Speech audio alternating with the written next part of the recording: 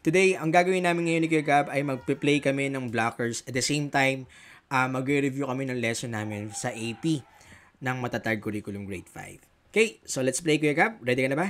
Yes. Sige. So, we will generate random world.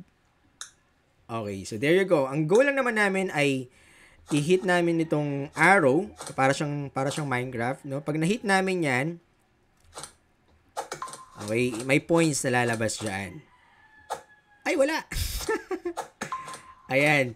So, later on, ayan na, lalabas na yung question diyan, and when you click the start, Kuya Gab, sagutan natin ang first question. Ano ang kahulugan ng pangkasaysayang pananaw? Paglalarawan sa mga bayani, pagsusuri sa kasalukuyan, pagtingin sa nakaraang batay sa konteksto, pagtatalaga ng mga kasaysayan. Pagtingin sa nakaraang batay sa konteksto. Tignan natin kung tama yung sagot.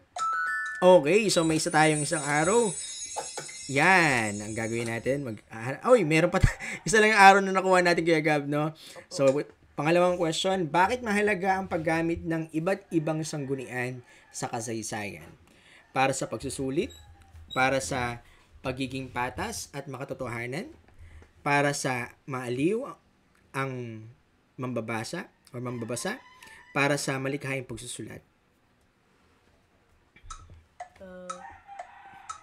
Para maging patas at... Tignan natin kung tama ang sagot mo. Tama! Okay, so hanapin natin yung isang araw, Kuya Gab. Ayun. Mayroon ka ng plus 1, 3 points. Ngayon, next question is, alin sa mga sumusunod ang halimbawa ng primaryang sanggunian? Lumang larawan, dyaryo, aklat, talambuhay. Lumang larawan. Tignan natin kung tama yung sagot mo. Correct. Ayan, so may isa pa tayong araw, Kuya Gab. Kailangan natin ma-hit to para magkaroon tayo ng points. Yun!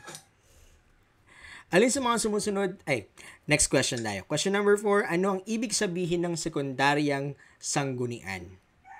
Orihinal na dokumento, liham mula sa bayani, lumang gamit, aklat na muling sinulat batay sa ibang sanggunian. Aklat na muling sinulat batay sa ibang sanggunian. Tingnan natin kung tama yung sagot mo, Kuya Gab. Oy, tama! Tingnan natin. Eat natin yung yellow. Yun, may dalawa tayo. Mas mataas pala kapag kay yellow yung pinakagitna yung nakuha natin, no? Okay. Alin sa mga sumusunod ang hindi ginagamit sa pagsusuri ng kasaysayan? Pagkopya ng kabuuan, paglalapat ng kahulugan, pagtimbang ng impormasyon, pagsusuri ng pinagmulan. Pagkopya ng kabuuan. Okay. Uy, tama. O plus 3 arrows tayo, Kuya Gab. Tingnan natin kung tatamaan natin to. Ay! Isa pa. Yun! Isa pa. Meron pa tayo isang arrow. Hanapin natin ng isa pa. Tatamaan mo ba yan, Kuya Gab? Opo. Yun! Okay. So, alin sa mga anong uri ng tanong ang ginagamit upang magsimula ng historikal na pagsusuri? Maganda ba ang kwento? Masaya ba ang istorya? Kailan at bakit ito nangyari? Sino ang bida? Kailan at bakit ito nangyari? Tignan natin kung tama ang sagot. Mabuhusay. Okay, so hanapin natin yung sentro natin. Yun! Okay. Next.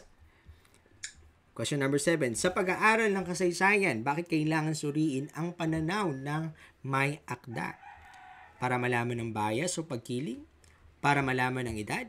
Para maging popular ang akda? Para mapalitan ang impormasyon? Para malaman ang bias o o pagkiling. Tama, mahusay. Okay, tignan natin yan. Hanapin natin nasan na yung Kuya Gab. Yung isa pang araw, hindi ko makita. Ayun. Pagalaw ah. Tama. Isa pa. Nasaan yung isang araw na yan? Lapitan natin para sure. Mabuti. Okay, so next question number 8. Paanong nakatutulong ang pakasaysayang pananaw sa pagkaunawa o pag-unawa sa kasalukuyan? Tinuturuan tayong magpinta, tinuturuan tayo ng sayaw, tinuturuan tayong magsulat ng akda, binibigyan tayo ng aral sa nakaraan. Binibigyan tayo ng aral sa nakaraan. Tignan natin kung tama. Mabuti. At tama yung sagot natin. Meron tayong 2 arrow. Ayun. Akala mo hindi ka na makikita ni Kuya Gab. Okay, so next question, number 9. Ano ang layunin ng historikal na pananaw sa mga mag-aaral? Maging manunulat? Maging sikat? Maging kritikal sa tagapag-analisa? Maging artista? Maging critical na tagapag-analisa. Tignan natin kung tama ang sagot. Okay, may 2 tayong arrow. Uy, nasa na isa? Kuya Gab, ito ba yun? Opo. Yun, sige. Meron pa. Question number 10. Alin sa mga sumusunod ang pangunahing layunin ng pag-aaral ng kasaysayan? Upang maunawaan ng mga pangyayari sa nakaraan, upang makahanap ng kayamanan, upang magdaos ng paligsahan, upang lumikha ng mga kwento. Upang maunawaan ang mga pangyayari sa nakaraan. Tingnan natin. Mahusay. Meron tayong 3 arrows, nak. Okay, hanapin natin yung isa pa, target. Okay. Ito, sure natin sa gitna. Magalaw ka, ha? Yun. Okay, next question. 11. Anong pinaniniwala ang pinagmula ng Pilipinas ayon sa agham? Mito, kwentong bayan, alamat ng alon, continental drift theory. Continental drift theory. Tignan natin kung tama ang sagot. Yun! Tama! Okay, may isa tayong arrow. Next question, number 12. Alin sa mga sumusunod ang paliwanag ng tectonic plate theory? Nagsanib ang mga puno. Ang mga isla ay nilikha ng mga diwata. Lumitaw sa dagat ang Pilipinas bigla. May mga gumagalaw na plate sa ilalim ng lupa. May mga gumagalaw na plate sa ilalim ng lupa. Yung kaya yung tamang sagot? Tama. Okay, so next question. Hanapin natin isang araw, Kuya Gab. Nasaan na yun, Kuya Gab? Ayun, tingnan natin. Nagtatago ka, ha? Yun. Next question. Ano ang kahalagahan ng kaalamang bayan sa kasaysayan? Nagpapakita ng paniniwala ng sinaunang tao? Nagsasalaysay ng opinyon? Panlibangan lang, pinagmula ng alamat? Kaalamang bayan. Nagpapakita ng paniniwala ng sinaunang tao. Tignan natin kung tama. Okay, so tama yung sagot mo. Nasaan na isa, Kuya Gab? Yun. Ano ang mahalagang ambag ng agham sa pagkilala sa kasaysayan? Pagpapatawa? Pagbibigay ng alamat? Pagkakaroon ng basihan at ebidensya? Pag-awit ng kwento? Pagkakaroon ng basehan at ebidensya. Tignan natin kung tama ang sagot. Mabusay. So, taas ito, ha? Kala mo, ha? Lah! Bakit mahalagang pag-aralan ang pinagmulan ng Pilipinas? Para sa saya, para sumikat, para matuto sa karanasan ng nakaraan, para maging bayani. Para matuto sa karanasan ng nakaraan. Tignan natin kung tama ang sagot. Galing! Okay, so next question. Ano ang pagkakatulad ng agham at kaalamang bayan? Parehong hindi totoo? Parehong haka-haka lamang? Parehong nagbibigay impormasyon tungkol sa pinagmulan? Parehong kwento ng pamilya? Parehong nagbibigay impormasyon tungkol sa pinagmulan. Na-appreciate ko yung kung paano mo basahin at i-analyze yung question, ha. Okay, sige. Meron pa ba? Number 17. Alin sa mga sumusunod ang hindi base sa agham? Pagputok ng bulkan, alamat ng alon at batong buhay, teorya ng continental drift, paggalaw ng plate. Alamat ng alon at Batong buhay. Tignan natin. Wow! Okay, so meron pa ba? 2 ata yung araw natin. Meron pa. Nasaan yung Kuya Gab? Number 18. Alin sa mga sumusunod ang implikasyon ng mga teorya sa pinagmulan ng bansa? Mas maraming alamat ang nililikha, mas maraming bayani, Mas lumalaki ang bansa, mas nauunawaan natin ang ating kapaligiran. Mas nauunawaan natin ang ating kapaligiran. Tignan natin. Wow! Okay, unstoppable ah. Oh, sige. Hanapin natin. Meron tayong dalawa. Nasaan yung isa, Kuya Gab? Ayun po. Yun. Ayan. Yun. Okay. So, alin sa mga sumusunod ang implikasyon ng mga theory? Number 19. Ano ang ibig sabihin ng continental drift theory? Pagtunaw ng yelo, pagkabitak ng kalupaan, paggalaw ng hangin, pagtaas ng tubig. Pagkabitak-bitak ng kalupaan. Tignan natin kung tama ang sagot. Okay, so ayan. Ilang araw 'yon?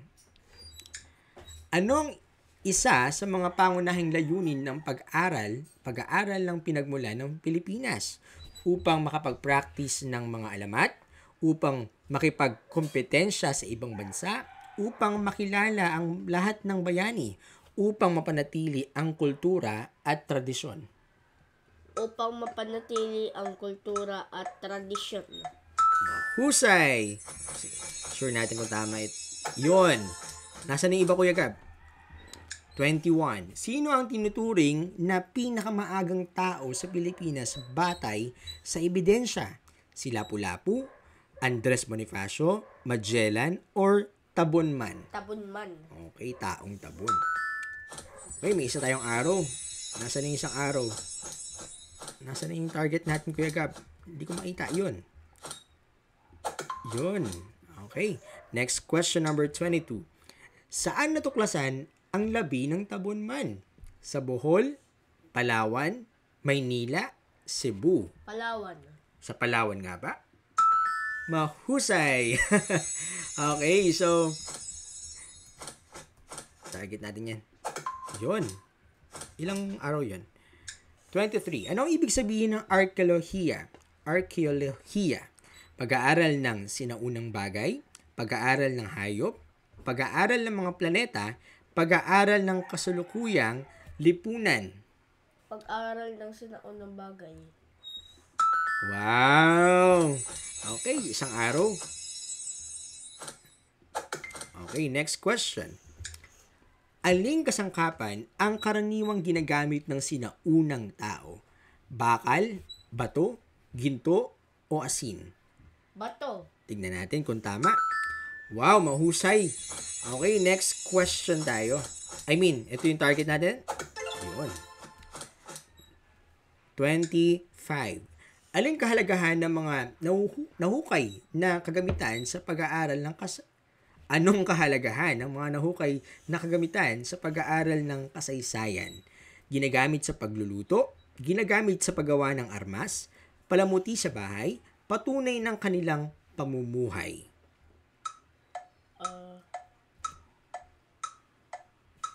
Pagtunay ng kanilang pamumuhay.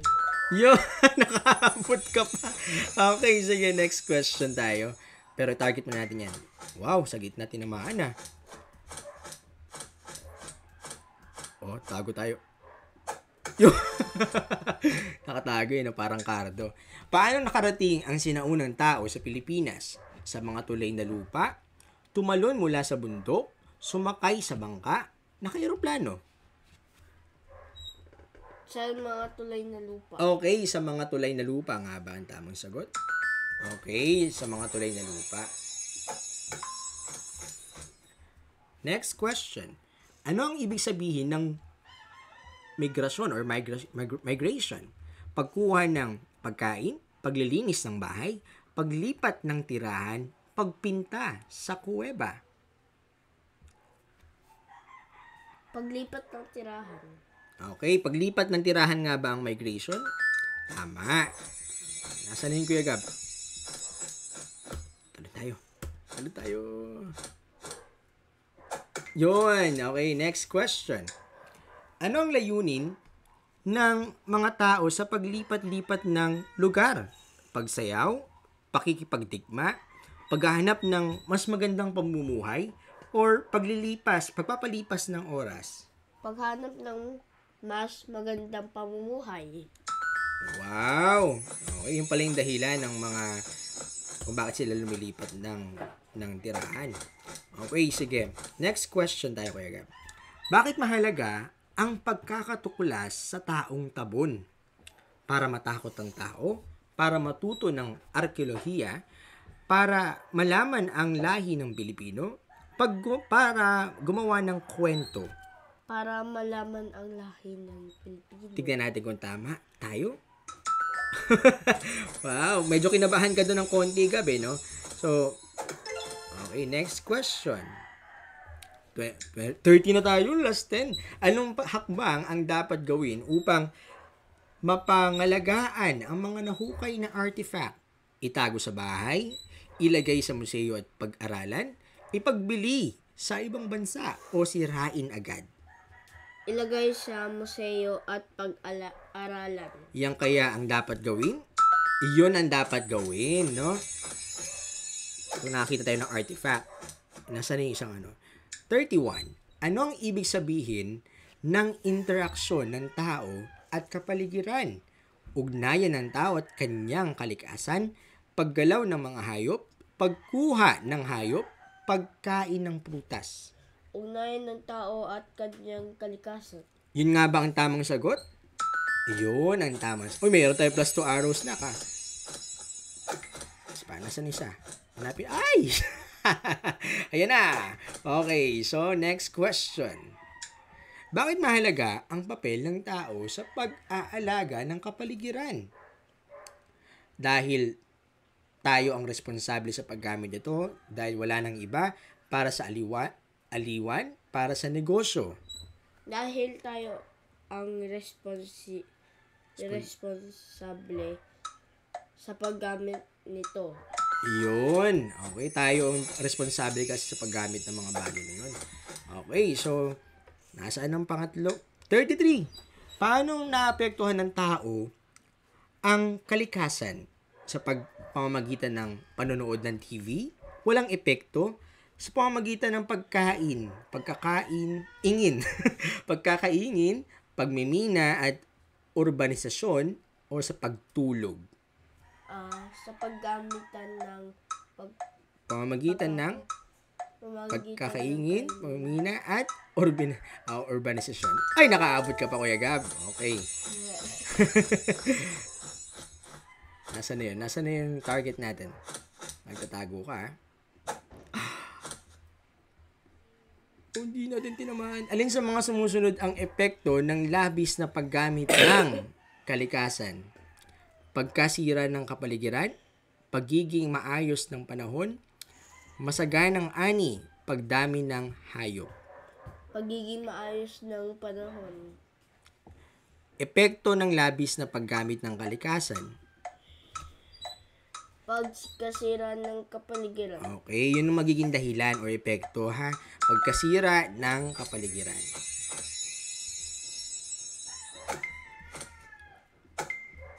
Okay, nasa na yun? Number 35. Paano nakakaapekto o nakaaapekto ang kapaligiran sa pamumuhay ng tao? Wala bang epekto? Nakakaapekto sa paraan ng tirahan at kabuhayan? Nagsisilbing gabay sa lifestyle? Or nakalilibang? Nakakaapekto sa paraan ng tirahan at kabuhayan. Tingnan natin kung tama ang sagot. Mahusay. Okay, number 30. Ano na tayo? Nasaan na tayo? 36, last 4. Anong kaugnayan ng kalikasan sa pamumuhay ng mga sinaunang tao? Taguan ng mga gamit, pinagkukunan ng aliwan, ginagawang taniman ng bulaklak, pinagmulan ng pagkain at tirahan. Pinagmulan ng pagkain at tirahan. Tingnan natin kung tama ang sagot. Okay. Anong score na natin, no? Mataas na yung score natin, 84,000 na tayo. Anong maaaring gawin upang mapanatili ang balanse ng kalikasan at lipunan? Pagtapon ng basura sa ilog, paggamit ng sustainable practices, pagbebenta ng lupa, pagputol ng punong kahoy. Paggamit ng sustainable practice. So, tignan natin kung tama ba yan para mabalanse ang kalikasan at lipunan. Mahusay. Tama yung sagot mo. Okay, isa pa. Nasaan ang ating ano? Ayan na. Oh, gitnang-gitna yun, Gab, no? Last 2 questions. Alin sa mga sumusunod ang hindi tamang epekto ng polusyon? Pagkawala ng likas na yaman, pagkakasakit, paglala ng klima, pagdami ng hayop. Hindi tamang epekto ng polusyon. Pagkawala ng likas na yaman. Tignan natin kung tama yan. Okay, so ang sabi dito, ang polusyon ay kadalasang nagdudulot ng pagkakasakit, pagkawala ng likas na yaman, at paglala ng klima. So lahat ng yon kasama, ngunit hindi ito nagdudulot ng pagdami ng hayop. Ang sabi kasi dito, hindi tamang epekto ng polusyon. Okay? So lahat kasi ng binanggit kanina ay tama maliban sa isa, pagdami ng hayop. Okay, so ano ang konsepto ng ekolohiya? Pagsasanay sa ekonomiya, pagpapaganda ng tanawin, pagpaparami ng populasyon, pag-aaral ng ugnayan ng tao, hayop, at kalikasan. Pag-aaral ng ugnayan ng tao, hayop, at kalikasan. Tignan natin ang tamang sagot. Okay, mahusay. Nasaan na yun? Oo, tama. Tignan natin. Ano ang pangunahing dahilan, last question na to, kung bakit mahalaga ang pag-aaral ng interaksyon ng tao at kalikasan upang matutong magtanim, upang maghanap ng aliwan, upang malaman ng mga hayop, upang mapanatili ang balanse at kalusugan ng kapaligiran. Upang mapanatili ang balanse at kalusugan ng kapaligiran. Okay, so ito na yung huling araw natin. So tignan ko anong mangyari pag nahulog tayo. Ay, nahulog tayo! Okay, so nahulog tayo ngayon. Ang gagawin natin, babalik lang tayo sa dati. Ganun tayo pag mahuhulog, no? Okay, so yun. So, natapos natin ang quiz. At the same time, ang score natin ay 91,360. Okay, tingnan natin kung ano pa ang ating stat. So, sa game stat natin, ang correct answer natin ay 39 out of 40, which is 98%. No? So, yung arrows target natin, out of 58 arrows, 54 yung accuracy natin, which is 93. Yung bullseye natin, meron tayong dalawa. Ibig sabihin, 2 beses ang tinamaan sa gitna. Points per target, ayan. And per question, ayan. Okay, so, return to the world. So, ito na yung gagawin natin. Actually, magandang bagay dito kapag nilaro nyo tong blockers na to. Hindi lang mag-enjoy ang mga bata, kundi magkakaroon ng interactive ang inyong klase. Okay? Pagdating sa mga assessments. Okay, so, see you sa ating next na exam, which is, anong gusto mong subject na examin natin, Kuya Gab? Math! Tingnan natin yung math. Okay, mag-review ka ha. Okay, babay ka na, Kuya Gab. Bye-bye! Okay, so we see you sa ating next na activity.